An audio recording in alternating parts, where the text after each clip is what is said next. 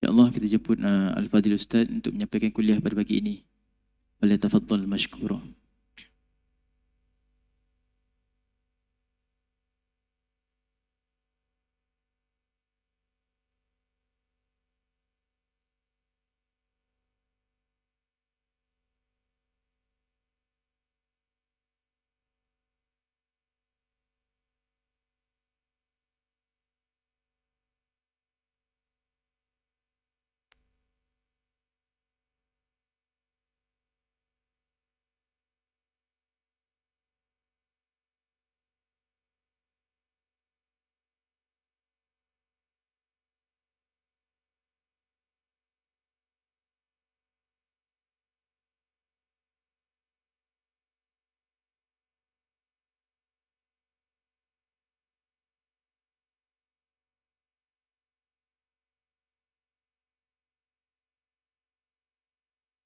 Astaghfirullahalazim, astaghfirullahalazim, astaghfirullahalazim.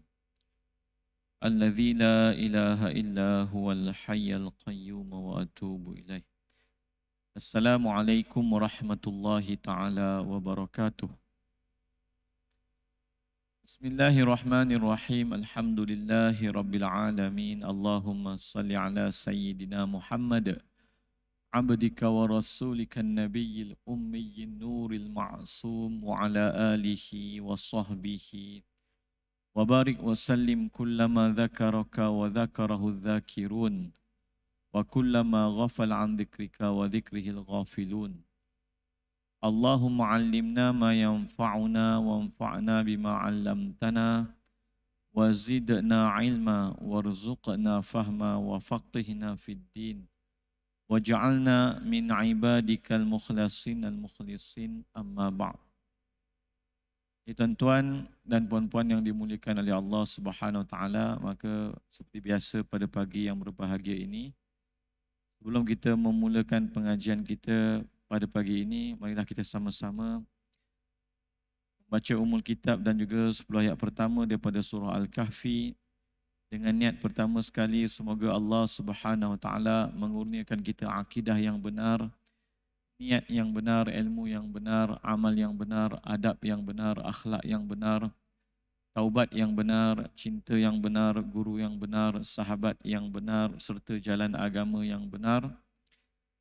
Dan dengan niat semoga Allah Subhanahu Wa Taala sentiasa mengurniakan, meletakkan kita di atas keafiatan yang berterusan dan pemeliharaan yang sempurna pada agama kita, dunia kita, akhirat kita, tubuh badan dan jiwa rohani kita, anak dan isteri kita dan seluruh kurniaan Allah Subhanahu Wa Taala kepada kita. Sehinggalah moga kita diwafatkan di atas sebaik-baik keadaan husnul khatimah. Maka dapatlah kita pergi ke alam akhirat dengan penuh ketenangan, kebahagiaan dan kegembiraan. Al-Fatihah. أعوذ بالله من الشيطان الرجيم بسم الله الرحمن الرحيم الحمد لله رب العالمين الرحمن الرحيم مالك يوم الدين إياك نعبد وإياك نستعين اهدنا الصراط المستقيم صراط الذين أنعمت عليهم غير المغضوب عليهم ولا الضالين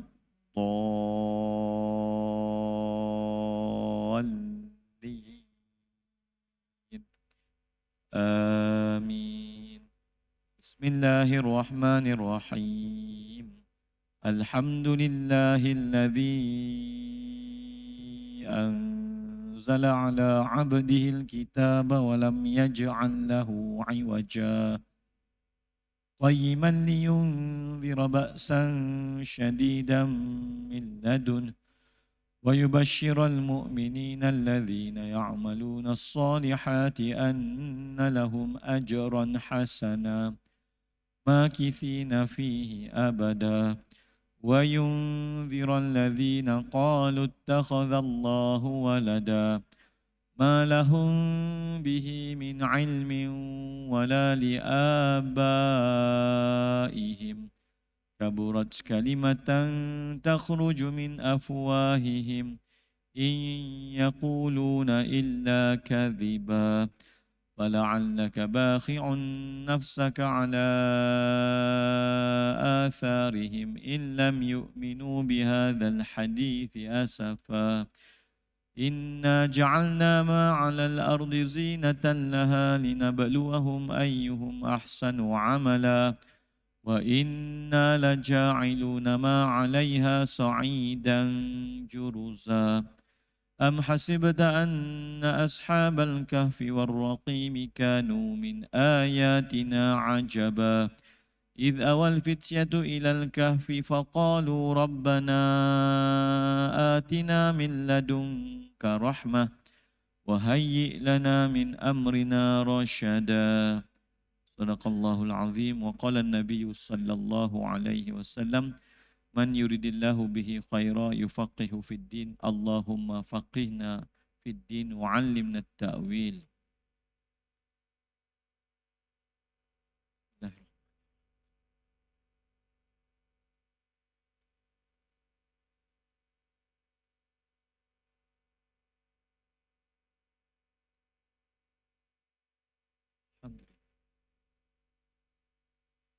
Baik, alhamdulillah tuan-tuan dan puan-puan yang dimuliakan oleh Allah Subhanahu Wa Taala, maka pada pagi yang berbahagia ini kita menyambung lagi perbahasan ataupun pengajian kita pada kitab Aqidah Ahli Sunnah wal Jamaah, penjelasan sifat 50.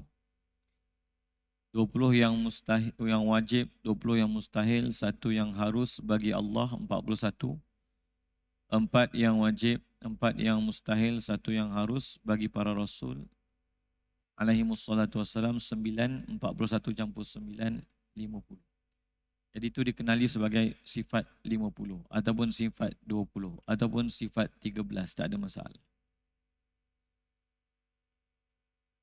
Dan ia dikenali sebagai iman tafsili, iman keimanan yang perlu diperincikan dan wajib diperincikan.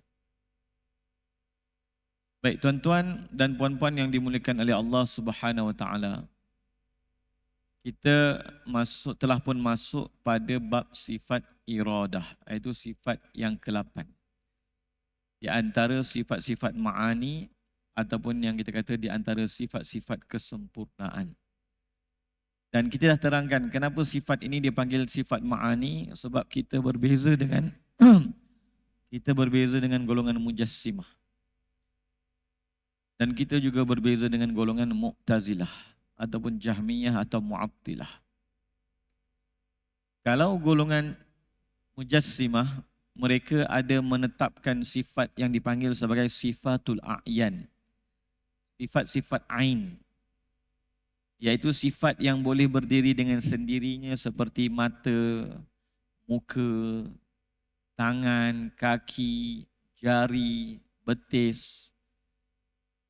Mereka panggil ini sifat, tapi kebanyakan mereka, maaf saya sebutlah orang awam di kalangan mereka jahil.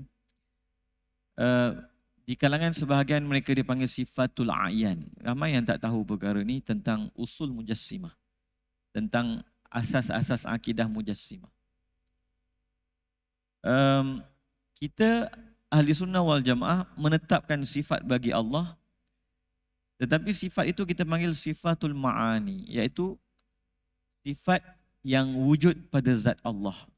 Makna yang berdiri atau makna yang ada pada zat Allah. Itu juga membedakan kita dengan golongan Mu'tazilah.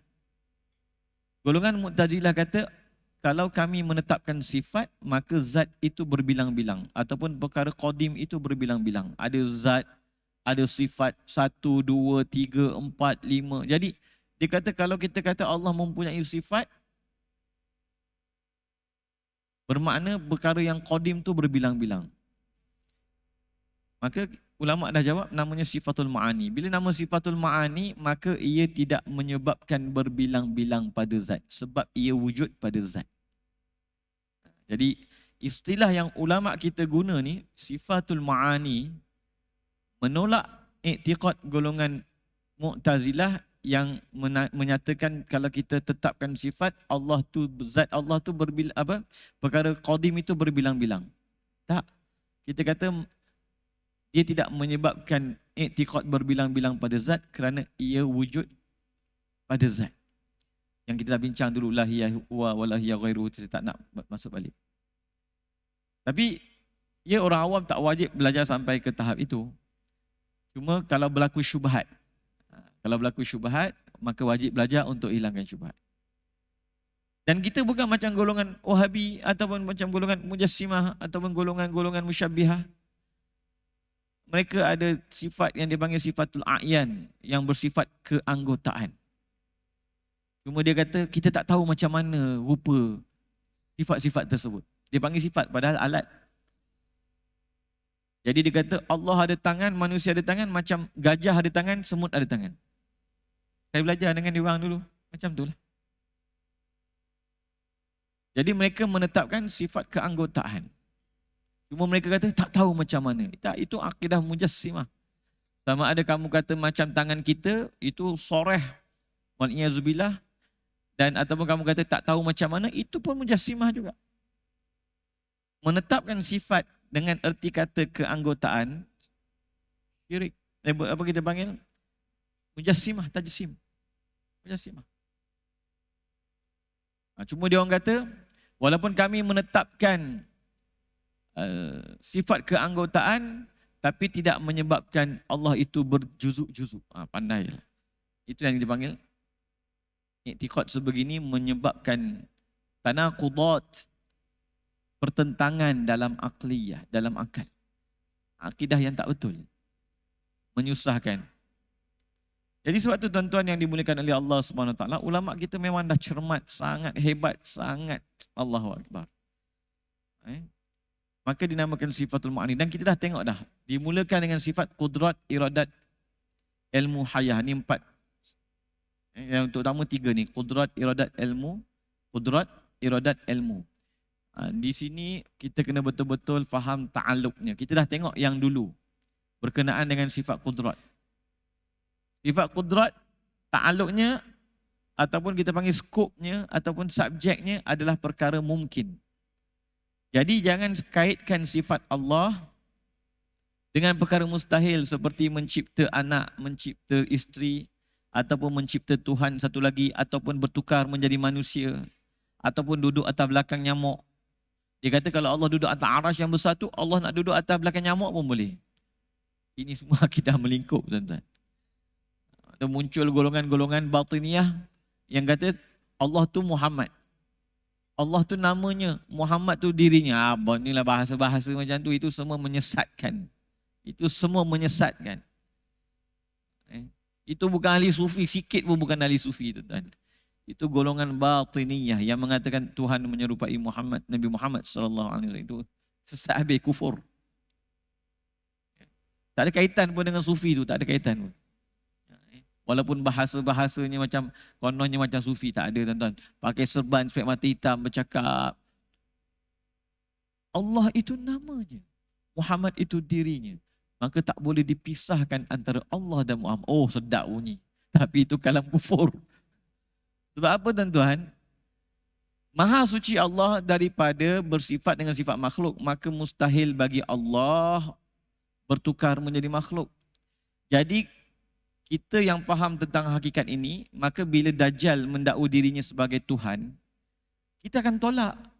Kita kata mustahil Allah yang maha berkuasa menyerupai makhluk. Dia katakan Allah maha berkuasa, Allah nak menyerupai apa-apa, apa salahnya? Sebab tu akan ada golongan yang menerima ketuhanan Dajjal. Sebab dia boleh terima Tuhan merupai makhluk. Kita ahli sunnah wal jamaah tak boleh terima. Mustahil Allah menyerupai makhluk. Apatah lagi menjelma jadi orang, tiba-tiba jadi Tuhan. Sebab tu, golongan yang boleh menerima Dajjal sebagai Tuhan adalah golongan yang menerima Tuhan itu bersifat dengan sifat kemanusiaan. Bertangan, berkaki, bertempat, bergerak, ketawa dan sebagainya. Sebab tu Rasulullah kata Khawarij nanti akhir zaman akan mengikut Dajjal. Wa yakhruja fihimud dajjal, ketika Rasul cerita tentang Khawarij, kerana di antara akidah Khawarij adalah tajsim dan tashbih, menyerupakan Allah dengan makhluk. Tuan-tuan. Jadi kita, Allah Maha berkuasa, tapi bukan bermakna Allah boleh menyerupai jadi manusia, bukan. No. Sebab itu perkara mustahil. Menyerupai Allah, menyerupai manusia, Allah menyerupai makhluk, itu perkara mustahil.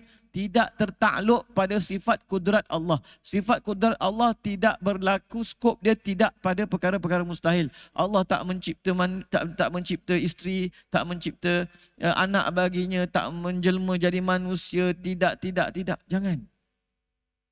Berbeza dengan sebahagian golongan mujassimah, mereka lagi teruk, mereka kata Allah boleh melakukan satu perkara baru ataupun mencipta sifat baru pada dirinya. Ini lagi sesat barat. Kalau dulu Allah tak duduk atas arash, lepas Allah cipta arash, Allah boleh cipta satu sifat baru, duduk atas arash. Apa punya akidah lagu ni? Tapi tersebar. Sesat barat tapi tersebar. Jadi sebab tu tuan-tuan yang dimuliakan oleh Allah Subhanahu Wa Taala, bila kita belajar sifat 20, kita faham ta'aluk kudrat Allah pada perkara yang tidak mustahil. Juga tidak pada perkara yang wajib. Kalau dia kata, boleh tak Allah nak mencipta Allah satu lagi? Ataupun nak mencipta sifat kudrat yang satu lagi. Allah dah ada satu sifat kudrat, nak cipta sifat kudrat satu lagi. Itu kan ulama kata mustahil, perkara mustahil. Yang kita kata soalan yang ditanya dulu, boleh tak Allah cipta batu yang Allah sendiri tak boleh angkat? Itu kan menisbahkan sifat kelemahan pada Allah SWT. Soalan itu sendiri adalah soalan yang bertentangan. Tapi macam kita kata sebut, bila kita sebut ta'aluk, kita tak menggunakan istilah lemah. Itu yang kita kata, ulama tidak menggunakan istilah kekurangan pada, tak boleh kata, oh Allah tak boleh mencipta anak dan isteri, maknanya Allah lemahlah daripada mencipta anak dan isteri. Bukan lemah. Kerana sifat ilmunya itu, ilmu Allah mengetahui mustahil bagi Allah ada ilmu dan ada anak dan isteri. Jadi kalau kamu kata Allah mencipta baginya anak dan isteri, sebenarnya kamu telah melagakan sifat ilmu Allah dengan sifat iradat Allah atau kudrat Allah. Allah dah sebut mustahil baginya anak dan isteri. Ataupun mustahil baginya bapa dan ibu. Mustahil. Jadi itu ilmu Allah. Dalam ilmu Allah. Kalau kudrat Allah mencipta anak dan isteri, bermakna sifat Allah akan saling bertentangan. Maka untuk mengelakkan syubhat ini, ulama dah bicara bab ta'aluk. Itu kaitan fungsi, skop, subjek, sifat. Jadi bab ta'aluk ni dia bukannya bab yang wajib fardu ain, tidak.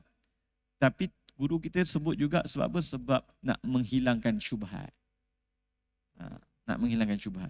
Jadi alhamdulillah baru ni saya tengok ada orang komen bila kita terangkan tentang mustahil Allah boleh merupai jadi manusia.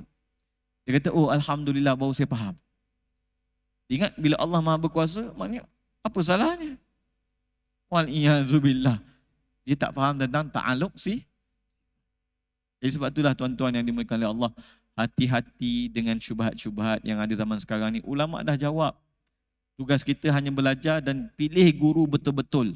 Jangan sampai tersilap pilih guru daripada kalangan golongan Wahabi. Pening akidah nanti, tuan-tuan.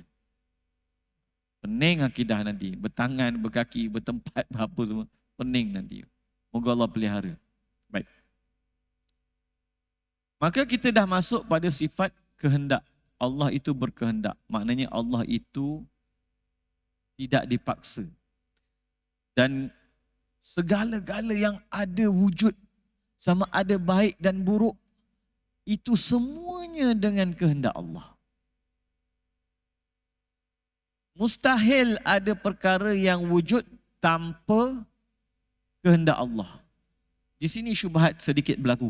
Oh, kalau macam tu, kufurnya Fir'aun, zinanya para pelacur, bunuhnya para pembunuh, itu semua dengan kehendak Allah.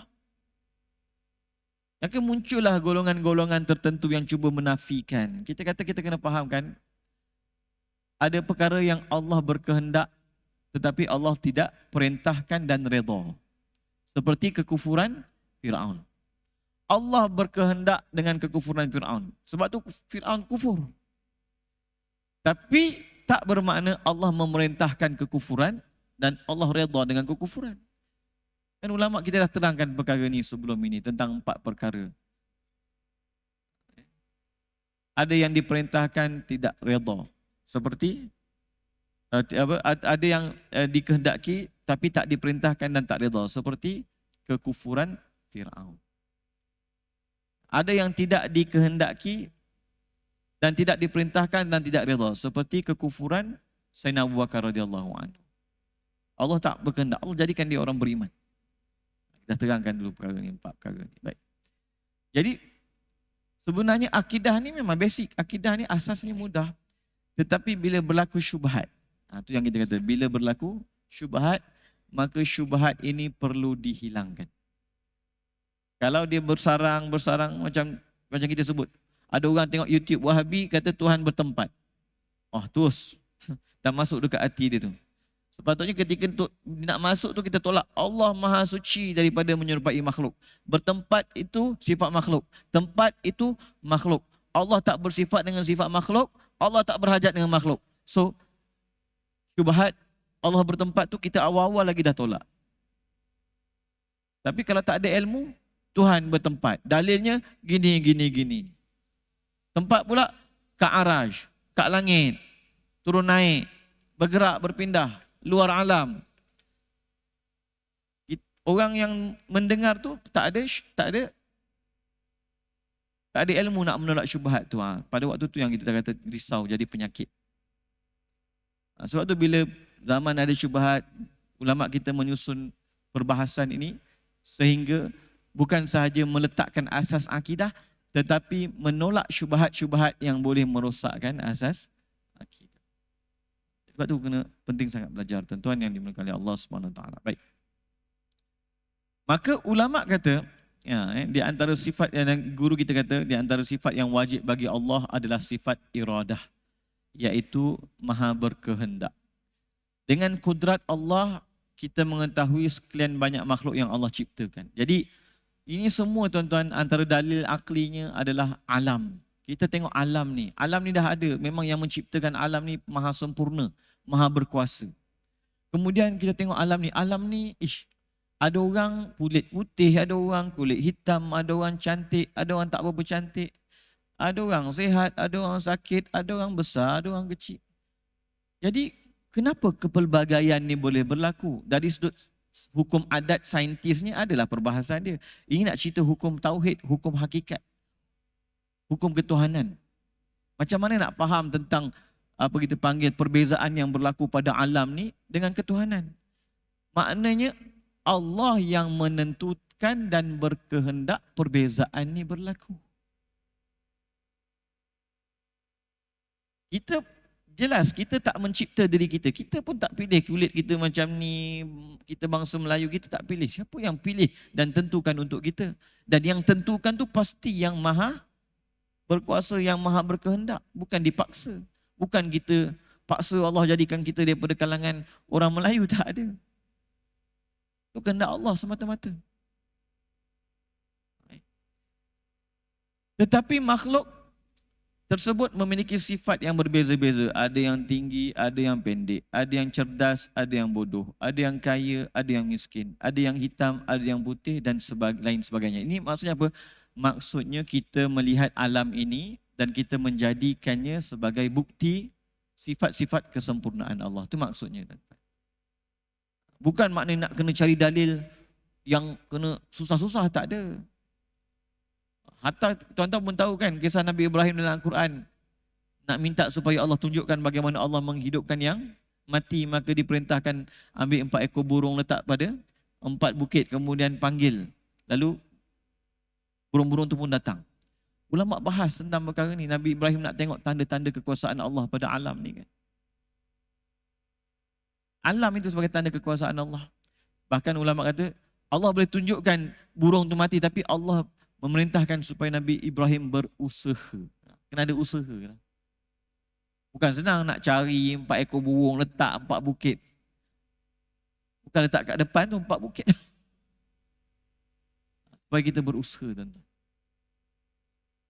Jadi alam ni, ya, Alam tu apa maknanya? Tanda.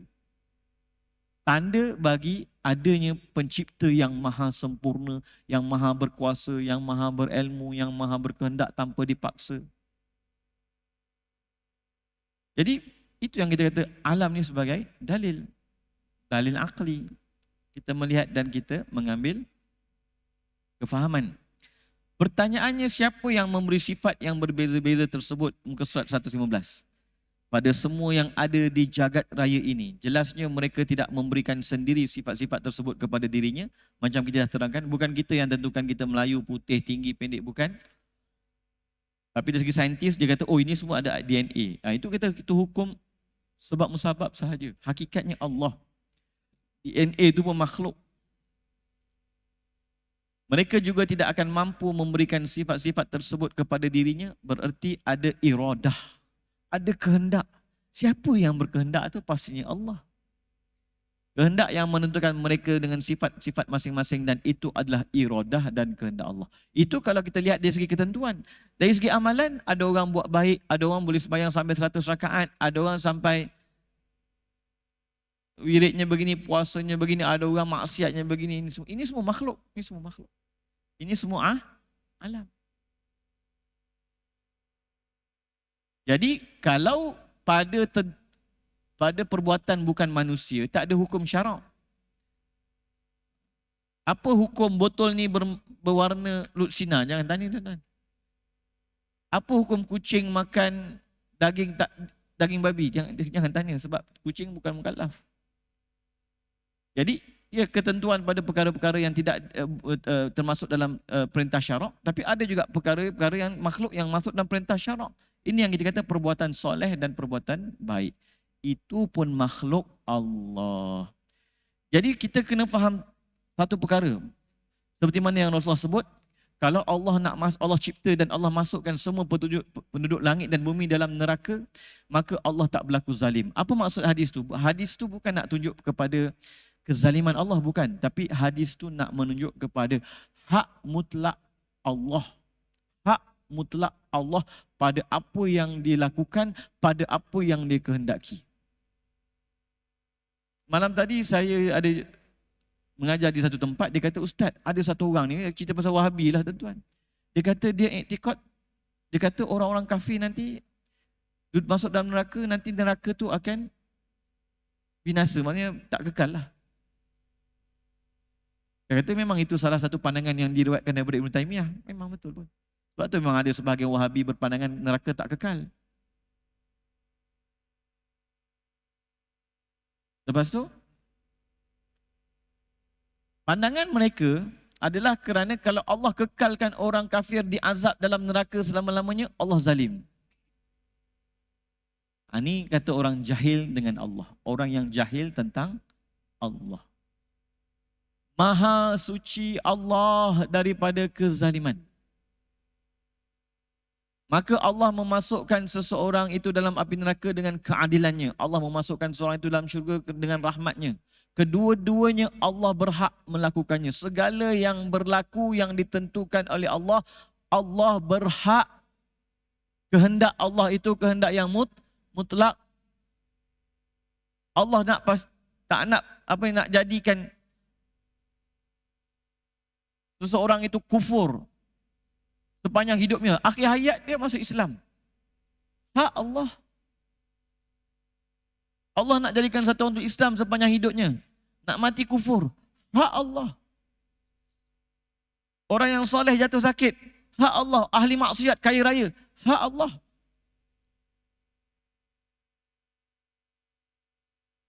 Hak Allah itu mutlak. Kehendak Allah itu mutlak. Sebab tu ibadat kita dengan kehendak Allah, apa dia? Redha. Apa yang Allah tentukan, kita redha. Tetapi kalau ia dilarang syariat, kita tak perlu redha dari sudut hukum syariat tersebut. Ketentuan Allah, kita redha. Berlaku banjir, turun musibah, bala, bencana. Tuan-tuan, itu kehendak Allah. Takkan berlaku melainkan dengan kehendak Allah. Redha. Tapi kalau perkara itu berkaitan dengan maksiat, jangan redha pada perbuatan hamba tersebut. Pada ketentuan Allah dan kehendak Allah padanya, itu kita redha. Perbuatan dia sebagai seorang mukallaf tak boleh redha. Jadi kita jelas antara af'alullah, af'alul ibad. Kita jelas. Kita ahli sunnah wal jamaah membezakan antara af'alullah dengan af'alul ibad. Perbuatan Allah itu mutlak. Perbuatan manusia itu tertakluk kepada hukum syariat. Bila kita melihat kepada segala ketentuan Allah, perlu redha. Pada manusia, kalau bertentangan dengan syariat, jangan redha. Tapi bila kita sebut tentang ketuhanan, kita sedang menceritakan tentang hak mutlak Allah Subhanahu wa taala. Itu tuan-tuan, itu nama tauhid. Bukannya orang yang macam kita sebut, dia kalau nak beriman dengan Allah, kalau dia tu kaya, sihat, baru dia beriman. Kalau dia sakit, miskin, mulalah dia kata Allah begini, Allah begitu, Tuhan ni tak adil lah apa semua. Ini orang yang disebut dalam Quran yang kita dah baca, orang yang beribadat kepada Allah ala harfin. Apa dia? Ketika dia masuk Islam, lalu hidupnya seronok ataupun mewah, dia pun suka Islam. Tapi bila masuk Islam, hidupnya susah, dia pun mula benci Islam. Ini orang yang tak faham, tuan-tuan yang dimuliakan Allah, tentang ketentuan dan kehendak Allah Subhanahu wa taala. Kita jangan macam tu. Kehendak Allah, ya Allah, mutlak segala-galanya. Jangan. Nak cipta neraka, nak masukkan orang dalam neraka, itu hak Allah, tuan-tuan. Jangan duk sibuk-sibuk nak kata kalau Allah kekalkan neraka, Allah zalim. Allah pula boleh berlaku zalim. Astaghfirullahaladzim. Jangan. Baik. Sifat iradah adalah sifat yang qadim, tidak berpermulaan. Yang menetap ataupun yang wujud pada zat Allah. Ini penting. Habis Ustaz, yang kita bezakan antara zat dengan sifat ni, ini hanya ulama kata perbezaan itu pada minda sahaja, pada cara nak faham. Pada wujud hakikat, sifat Allah qadim, zat Allah qadim. Bukannya Allah tercipta dengan zat, lepas tu Allah mencipta sifat. Bukan. Habis kenapa kita belajar zat, sifat? Kita bezakan zat dengan sifat. Ini ulama kata hanya tartibuz zihni, untuk kita faham. Jadi bila kita sifat Allah yang qadim, ia bukanlah bermakna seperti mana golongan-golongan tertentu kata Allah boleh cipta sifat baru pada diri dia. Inna lillahi wa inna ilaihi raji'un. Itu yang kita kata. Sebelum wujudnya arash, Allah tak bertempat. Bila wujudnya arash, Allah duduk atas arash. Wal iyazubillah, ini akidah sesat. Janganlah ambil akidah macam tu. Dia kata Allah sebelum dan selepas mencipta arash tak berubah. Allah seperti mana dia wujud sebelum dia menciptakan arash. Kewujudan alam tidak mengubah apa-apa tentang kewujudan Allah. Sebab itu tidak dinisbahkan kewujudan Allah dengan kewujudan alam. Tak boleh kata Tuhan tu atas alam ke, bawah alam ke, no. Tak boleh kata macam tu. Luar alam ke, dalam alam ke, tak boleh kata macam tu. Sebab seolah-olah bila Allah cipta alam, Allah berubah. No. Allah kekal seperti azalinya, tak berubah setelah dia mencipta makhluknya. Baik. Yang menetap pada zat Allah, yang wujud pada zat Allah, iaitu yang tidak menyebabkan berbilang-bilangnya zat atau qudama, tidak. Yang berfungsi, yang bertakluk, menentukan sesuatu yang mungkin dengan sebahagian hal yang boleh terjadi baginya. Ataupun kita kata sebarang possibilities berkaitan dengan satu perkara, Allah yang menentukannya. Macam kita kata, satu orang bayi yang akan dilahirkan, dia boleh putih, boleh gelap, boleh sakit, boleh sihat, boleh sempurna, boleh cacat, boleh. Macam-macam possibilities. Terlalu banyak possibilities. So siapa yang tentukan pada kewujudan bayi itu lahir dengan sifat-sifat begitu sedangkan dia boleh mempunyai sifat-sifat yang lain? Allah. Sifat iradah adalah termasuk sifat Allah yang wajib baginya. Kerana kalau kita kata Allah tak berkehendak, bermakna Allah dipaksa ataupun terlupa. Allah cipta api, rupanya api ni membakar. Bukan macam tu tuan-tuan. Bukan macam tu. Allah mencipta api, tiba-tiba rupanya api ni mengeluarkan haba yang panas. Tak, kita dah sebut dah.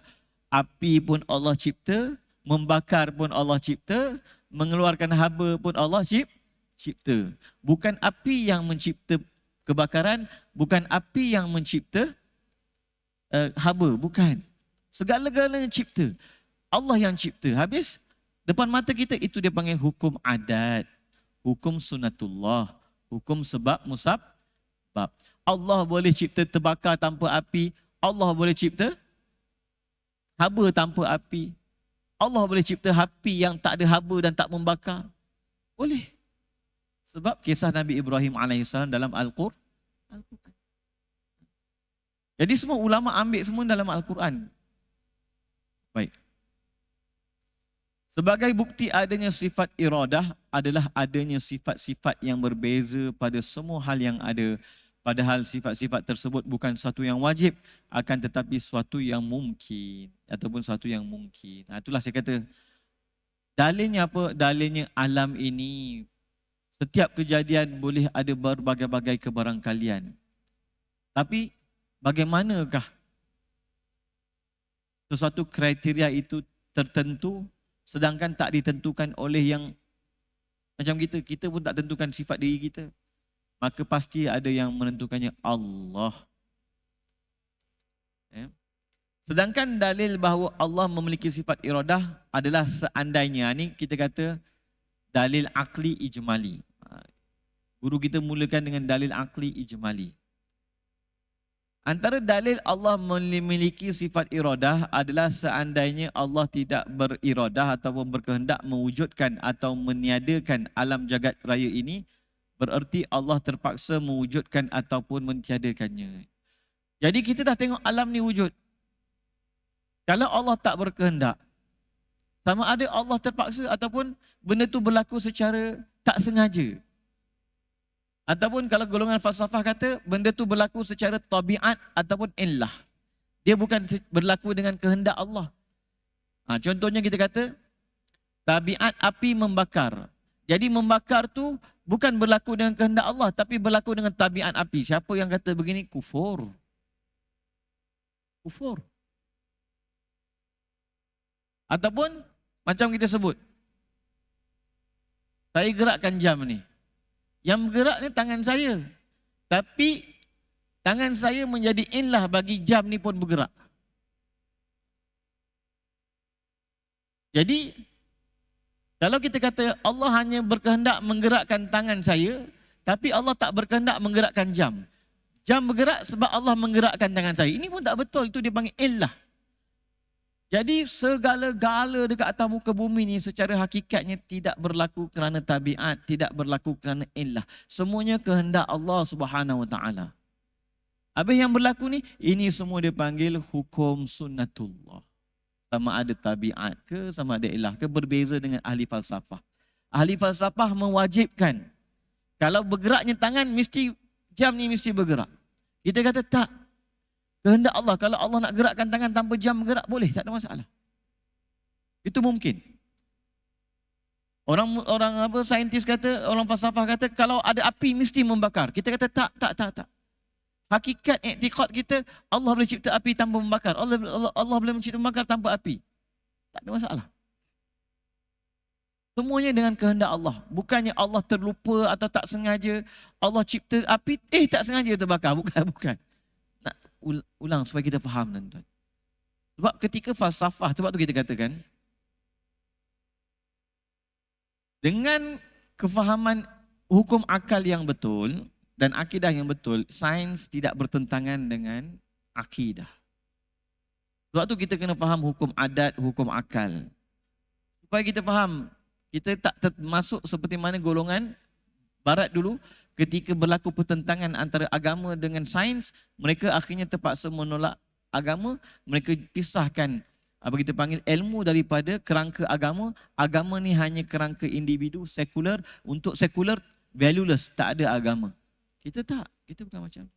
Hatta dalam sains, dalam sebab musabab, dalam ujian di makmal, semua itu kita kata ada akidahnya. Itu semua adalah kehendak Allah berlaku dan hukum adat dan sebab musabab. Adapun hukum hakikat, boleh sahaja orang itu sembuh tanpa ubat. Ubat itu menambah kesakitan, boleh saja, tak ada masalah. Kehendak Allah adalah mutlak. Dan dengan itu tuan-tuan, sebab tu ulama, sebab tu apa kita kata umat Islam ni senang redha dengan takdir. Ada orang mu'alaf tu kan dia sebut, saya tengok sifat orang Islam ni salah satu yang tertarik, mereka cepat reda walaupun ditimpa kemalangan, walaupun ditimpa musibah. Sebab kita tahu hakikatnya dalam Al-Quran pun dah sebut qul lan yusibana illa ma kataballahu lana, katakanlah wahai Muhammad, wahai Nabi Muhammad, tak ada perkara yang menimpa kamu melainkan apa yang Allah telah tentukan bagi kamu. Jadi kita dengan dari sudut dari sudut hakikat ketuhanan tauhid, kita redha sereda-redanya. Tapi kalau orang tu langgar lampu isyarat menyebabkan kemalangan, iyalah kena saman lah. Kalau ada hukuman-hukuman lain, dia kena saman lah. Itu yang kita kata af'alullah dengan af'alul ibad. Af'alullah kita tengok dengan pandangan hakikat, af'alul ibad, perbuatan manusia kita tengok dengan pandangan syariat. Jadi kita dapat seimbang. Syariat dengan hakikat tak bertentangan. Sains dan wahyu tak bertentangan. Iman dengan sebab musabab tak bertentangan. Iman dengan hukum adat, Allah Maha Berkuasa dengan hukum adat tak bertentangan. Tak ada pertentangan. Alhamdulillah. Kalau tuan-tuan tengok perbahasan Wahabi tentang masalah ini, tuan-tuan akan tengok perbahasannya sama macam golongan Qadariyah. Akidah mereka macam Qadariyah. Tapi golongan Wahabi pun tak tahu akidah. Itulah, kat Malaysia ni pengikut-pengikut dia Allah. Tapi memang ini fitnah yang besar melanda umat Islam lah tuan-tuan. Sebab tu Rasulullah akan ada sebut kan, akan ada satu fitnah.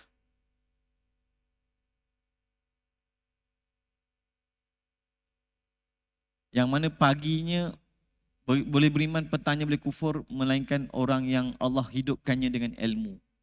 Maknanya akan berlaku fitnah, yang boleh membawa kepada kekufuran. Dan jalan keselamatannya adalah ilmu. Dia ada dua hadis. Satu hadis sebut akan datang satu fitnah ataupun asar yang mengatakan bahawa pagi-pagi beriman, petang-petang kufur. Bermakna ini fitnah akidah.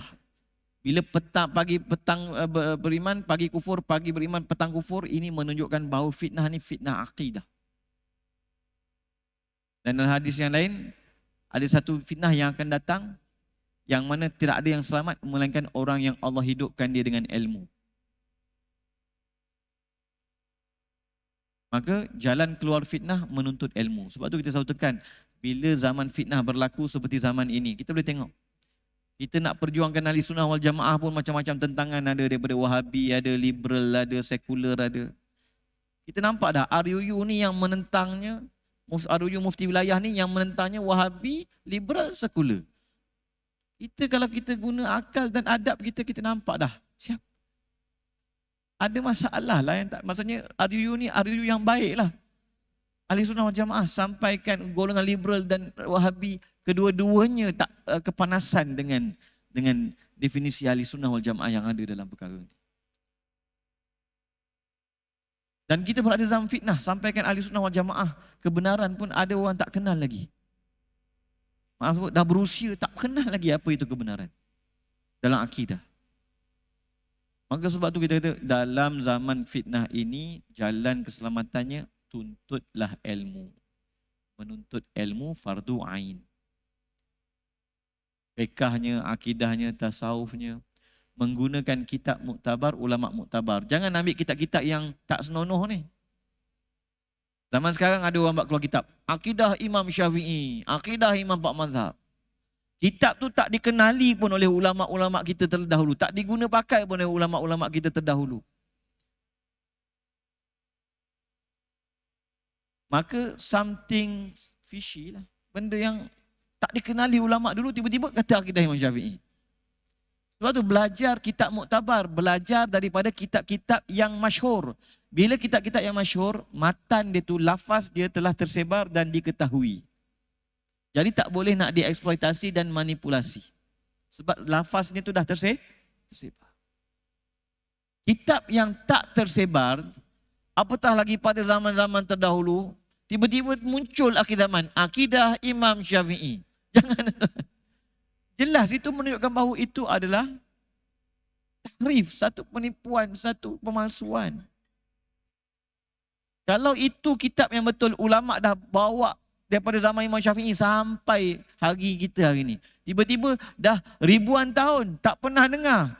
Hanya kemunculan pada kurun yang ke-7, kemudian muncul balik pada kurun yang ke-14. Menunjukkan kitab tersebut dipinggirkan, ditolak, tidak dirujuk ulama. Tak termasuk dalam silibus utama Ahli Sunnah wal Jamaah. Bahkan itu penulisnya terkenal sebagai pengikut Ibn Taymiyah. Tiba-tiba akidah Imam Syafi'i dah. Sebab tu kena hati-hati tuan-tuan.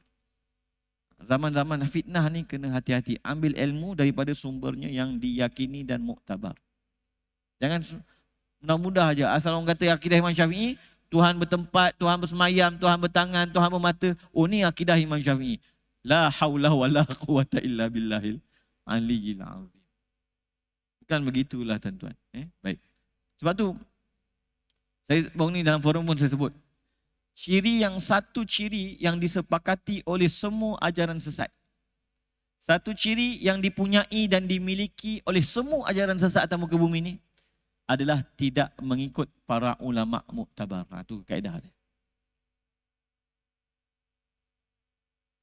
Ya. Aurat Muhammadiyah panjang juga nak cerita ni tuan-tuan. Tapi saya cerita sikit lah. Sebab saya datang ke Fatwa Pahang, pun baru ni kita pun ada bincang juga tentang perkara ni. Sebab aurat Muhammadiyah, atas nama aurat Muhammadiyah semata-mata tidak difatwakan sesat di Singapura, Indonesia dan Brunei.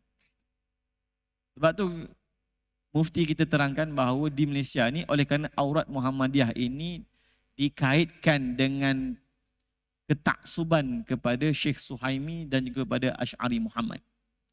Maka sebab tu dipanggil aurat Muhammadiyah amalan Darul Arqam. Kena ikat di situ. Jadi sebab tu mereka, adalah panjanglah kisahnya. Tapi maknanya mereka kena cuba lari keluar sebab mereka di luar tidak difatwakan. Tapi jangan sampai kita melebih-lebih memfitnah. Golongan Wahabi tuan-tuan sangat jahat. Jahat sangat. Dia ambil gambar orang-orang yang sujud ke kubur. Lepas tu dia kata GISB sesat. Tengok macam mana tuan-tuan. Gambar tak ada, GISB tak ada sampai ke tahap itu. Tapi mereka ni memang masyhur kan. Terkenal dengan suka fitnah. Di India sana tu, di sebahagian makam-makam para awliya di sana, orang Hindu pun pergi. Orang Hindu pun pergi. Dan bila orang Hindu pergi, dia sujud.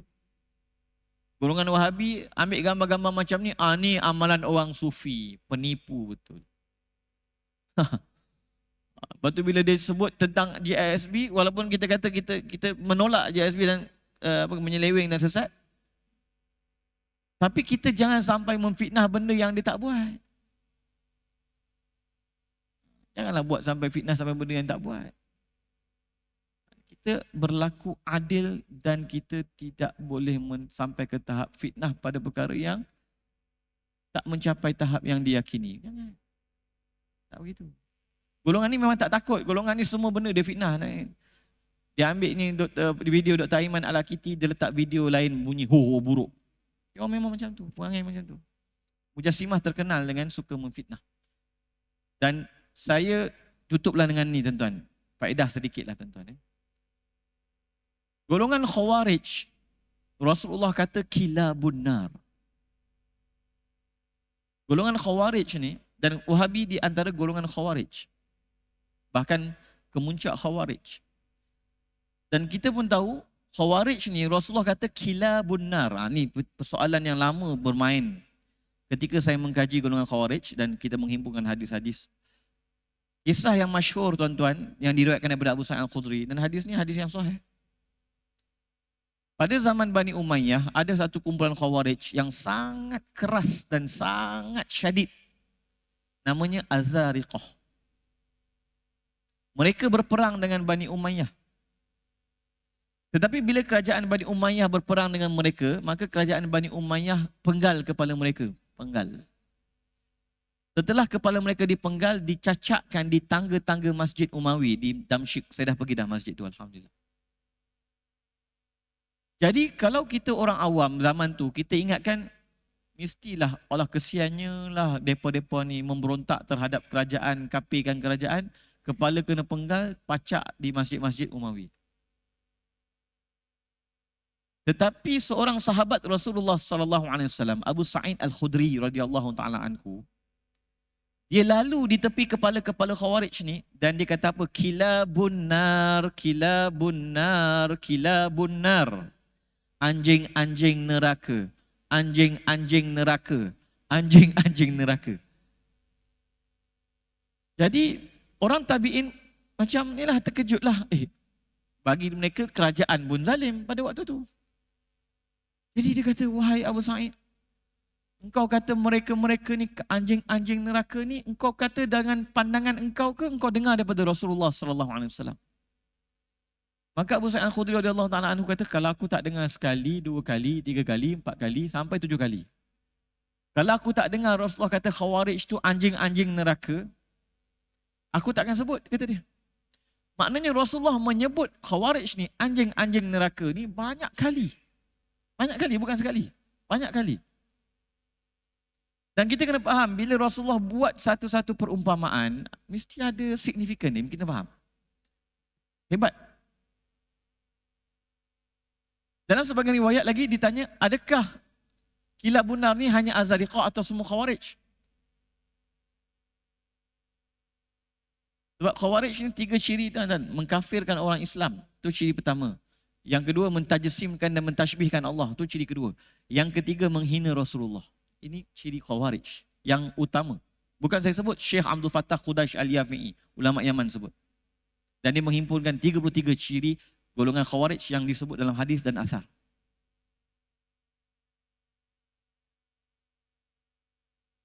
Sebab tu bahaya iktikad mengkafirkan orang Islam dan mentajsimkan Allah. Bahaya ni iktikad Khawarij. Baik. Maka Tabi'in bertanya dalam sebagian riwayat, adakah yang kilabun nar ni Azariqah saja atau semua Khawarij? Kata Abu Sa'id Al-Khudri, semua Khawarij. Jadi saya pun inilah, tuan-tuan, memang ketika saya baca hadis ni kepada para banduan, sebahagian dia orang tak terima, tuan-tuan. Dia kata macam manalah kita dipanggil anjing-anjing. Saya tak kata, saya baca hadis Khawarij. Hadis Khawarij memang keras. Sebab Khawarij ni seburuk-buruk makhluk, syarul khalqi wal khaliqah. Saya sedang menghimpunkannya, insya-Allah nanti saya akan buat pengajian 40 hadis Khawarij. Dahsyat. Khawarij ni memang dahsyat sifat dia. Merosakkan agama. Antara kerosakan yang paling teruk dia buat, ayat Al-Quran yang Allah turunkan kepada penyembah berhala, dia letak pada orang Islam. Itu memang antara ciri Khawarij. Baik. Jadi saya pun buat kajian sikit, apa makna anjing-anjing neraka? Ini saya nak terangkan cerita ni. Tafsiran pertama, sebagian ulama mengatakan apabila mereka dimasukkan ke dalam api neraka, mereka akan dirupakan seperti anjing. Itu tafsiran yang pertama. Yang kedua, sebab kilabun nar, anjing-anjing neraka. Yang kedua, golongan Khawarij ini ketika dimasukkan ke dalam neraka, di kalangan ahli neraka, mereka juga yang paling hina di kalangan ahli neraka seumpama anjing di dunia. Jadi anjing ni kan orang duk tak suka lari apa semua. Macam tu juga nanti golongan Khawarij di kalangan penduduk neraka, dia adalah golongan yang hina. Di antara penduduk neraka tu dah hina. Dia hina di kalangan yang hina. Itu tafsiran yang kedua.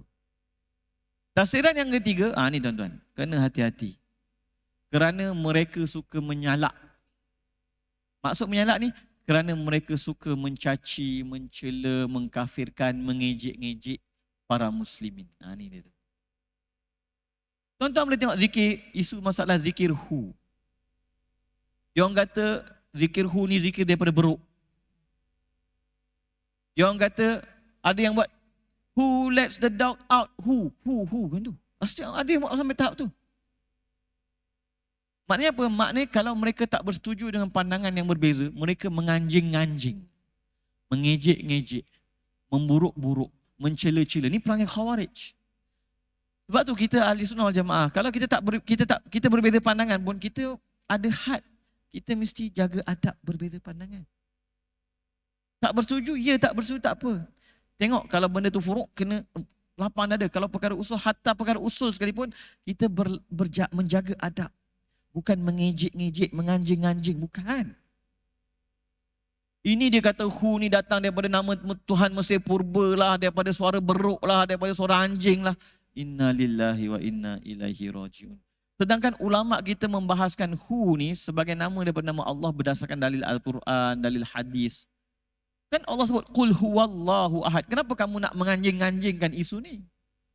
Tapi ulama kata kerana Rasulullah mengumpamakan mereka seperti anjing, maka mereka ni banyak menyakiti, menyalak orang-orang beriman.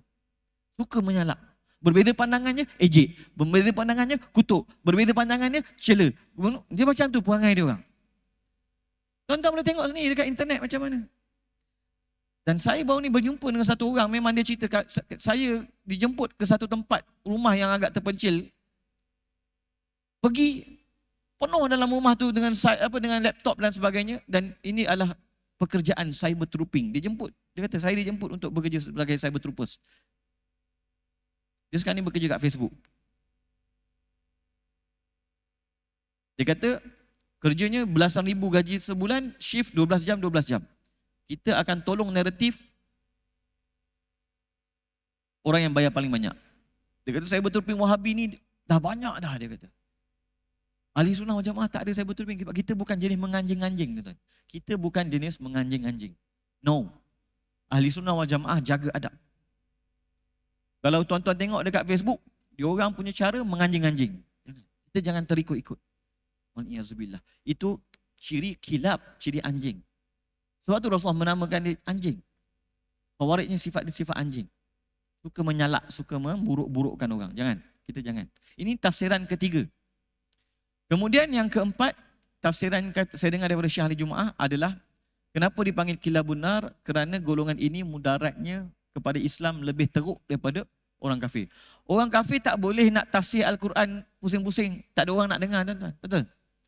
Ada ke kalau orang kafir mengambil ayat Quran mengkafirkan orang Islam? Ada orang nak dengar tak? Tak ada. Tapi dia orang ambil ayat Al-Quran yang diturunkan kepada penyembah berhala, dipusingkan pergi pada orang Islam. Ramai yang terfitnah. Dan ramai yang buat perangai anjing, menganjing-anjing umat Islam yang lain. Ini Khawarij. Sebab tu kita kena faham, bila Rasulullah sebut anjing-anjing neraka, maknanya memang bila Rasulullah sebut tanduk syaitan, itu perumpamaan yang dahsyat. Hadis sahih. Kilabun nar, perumpamaan yang dahsyat. Sebab tu kalau kita faham tentang, kita ahli hadis atau kita belajar hadis, kita kena faham Rasulullah pasti perumpamaan baginda tepat. Jadi tuan-tuan yang dimuliakan oleh Allah. Jadi kalau berbeza pandangan sekalipun, jaga akhlak, jaga adab. Tak bersetuju, jaga akhlak, jaga adab. Jangan jadi macam Khawarij.